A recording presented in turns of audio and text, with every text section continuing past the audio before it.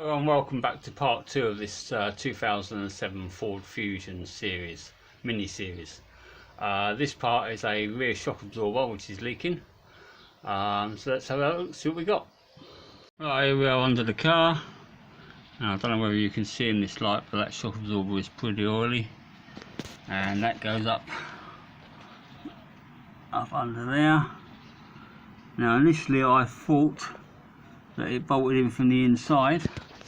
But if we go round to the inside, there's nothing in there apart from a little fixed nut in there which you can't get nothing on. So what you need to do is to take out this inner liner, and then there's a bracket at the top there with two 10mm bolts, I think they are, and then you take the whole top bracket down. So let's get on with that. Let's get this liner out. Inner cover out. It's held on with little clips on little pegs, and they're little star washers. As a point to note, on the old Fiestas, when the clutch pedal spigot used to fall off and you used to lose your clutch pedal, you could always pinch one of these fasteners off the back here, and this goes nicely on the end of the clutch pin to hold the pedal together. So if you ever need to do that, but Ford do sell a special clip for that, but this is the same size, you can just press it on. But we digress, so let's get back to this. So we got like 1, 2, 3, 4, and I think there's 5, 6 and 7 up around the top, all these little spring clips, and then the cover comes down, and then we've just taken off the bottom bolt, which is a 15mm. It's got a captive nut there. The captive nut is 18mm. So you unwind this, take this out. The suspension will drop down a little bit if you've got it supported on the body. That frees up the bottom of the shock. Luckily the bush wasn't seized on the bolt like I do sometimes, so that comes straight out. That's good. So now we've got the two 10mm at the top there to take out, and then we should drop the strut out. Right, so that's got these two 10mm bolts out. They came out fairly straightforward, and then that leaves the top mounting loose, and then we can just slot the shock absorber out,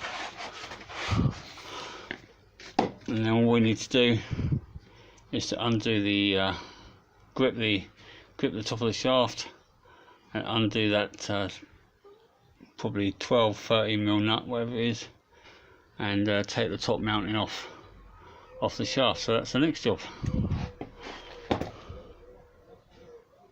Right, so the easiest way I found to do that was just to grip the end of the shaft in a vise, with a ring spanner on it, of course, and then you can get the ring spanner just about on the nut,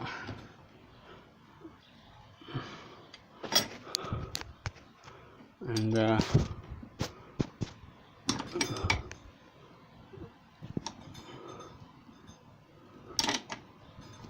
try to do this one-handed, but you get the gist of the idea.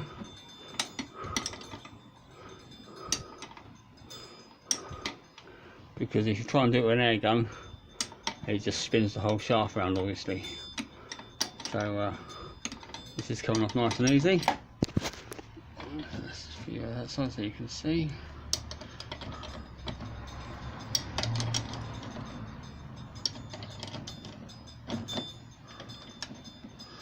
Alright, just need to readjust. Okay, so I've run out of room there. So now I've just gone to the open end spanner. And there you can see that's come off nice and easy. So let's take that out of the vise. And we can take this nut off. Up safe and safe. And then the whole top should come off. Comes off. Right, so as I thought, my phone ran out of memory and cut off.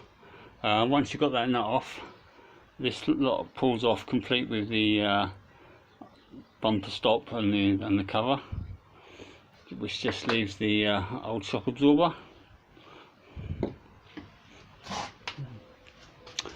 And then we've got the new shock absorber over here in the box. It's a Napa shock absorber.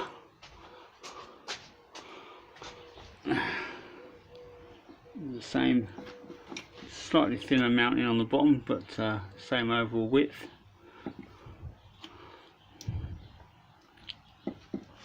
So let's just cut that strap off of there.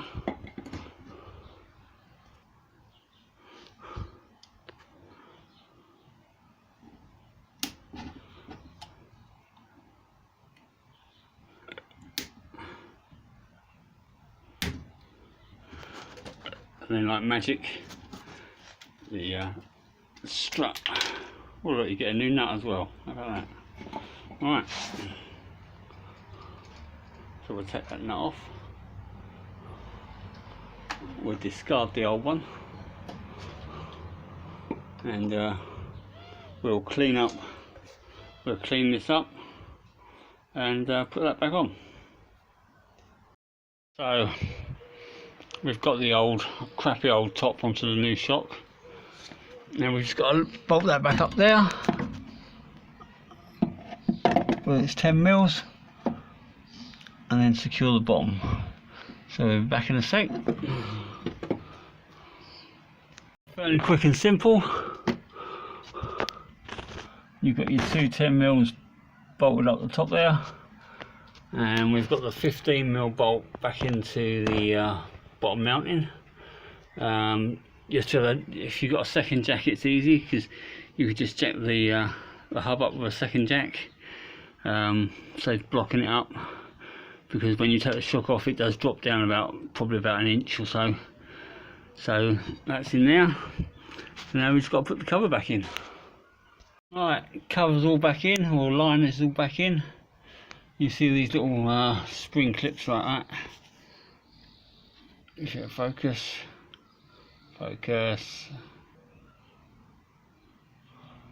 There we go. Helps you've got a clean lens. See, they've got little fingers on. They just press over the top, and you've got 1, 2, you've got 3, 4, 5, 6, 7. You've got about 8 of those all round. And it's just a case of putting the wheel back on and letting it down.